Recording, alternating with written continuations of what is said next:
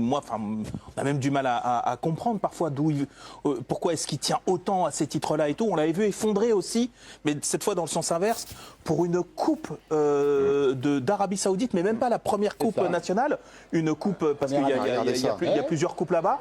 Et alors je me suis dit, alors attends, ce type qui a gagné combien, 5 ou 6 Ligues des Champions, qui a 1 euro, enfin qui a gagné les plus grands titres possibles, et une finale de coupe d'Arabie Saoudite, et il était effondré.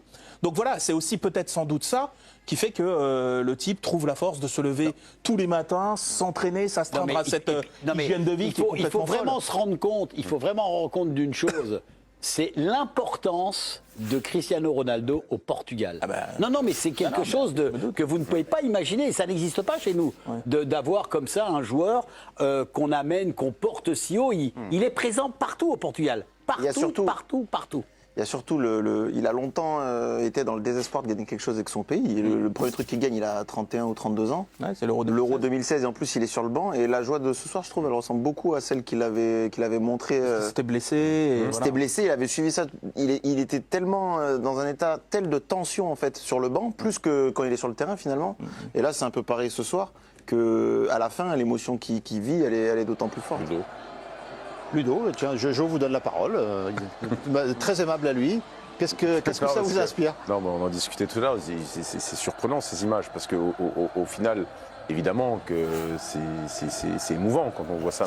Mais ça reste qu'une Ligue des Nations. Ah non, mais Ludo, donc, vous pouvez pas dire ça. Non, et voilà, Ludo, et voilà. Non, mais j'imagine même pas ce que ça doit être pour le reste. Mais c'est vrai que ça reste qu'une Ligue des Nations. Au final, il n'y a rien à gagner de prestigieux. C'est une ligue qu'on avait mis pour un petit peu balayer les matchs amicaux qui nous ennuyaient au possible. Oui, mais tu sous-estimes l'importance d'une Ligue des Nations. Et les enfants, je donne juste un avis qui n'est que le mien. Non, mais qui est le tien. Mais vous pensez ce que vous voulez. J'ai mon avis là-dessus. Mais non, parce que là, c'est pas un avis. Là, c'est de savoir comment eux le vivent. En fait, là, c'est pas une question de comment nous. Nous, on est. Mais moi, c'est pour ça que je suis interpellé par ça. Ils ont le droit de le vivre comme ça. Moi, je dis que ça reste quand même qu'une Ligue des Nations. Oui, sauf que non, pour eux, c'est une Ligue des Nations. Parce qu'en fait, c'est un pays qui, jusqu'en 2016, avait tellement frôlé tous les titres internationaux, c'est-à-dire qu'ils font des demi-finales de Coupe du Monde, demi-finales d'Euro, finale d'Euro chez eux, qui perdent contre la Grèce, s'il te plaît. Ils ont dû se dire pendant des dizaines et des dizaines d'années. C'est pas que le Portugal, hein.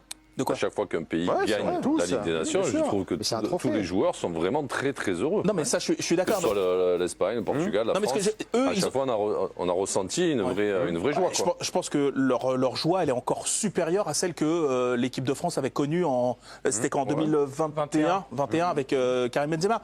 C'était un peu nous le fait qu'il y ait Karim Benzema qui revienne,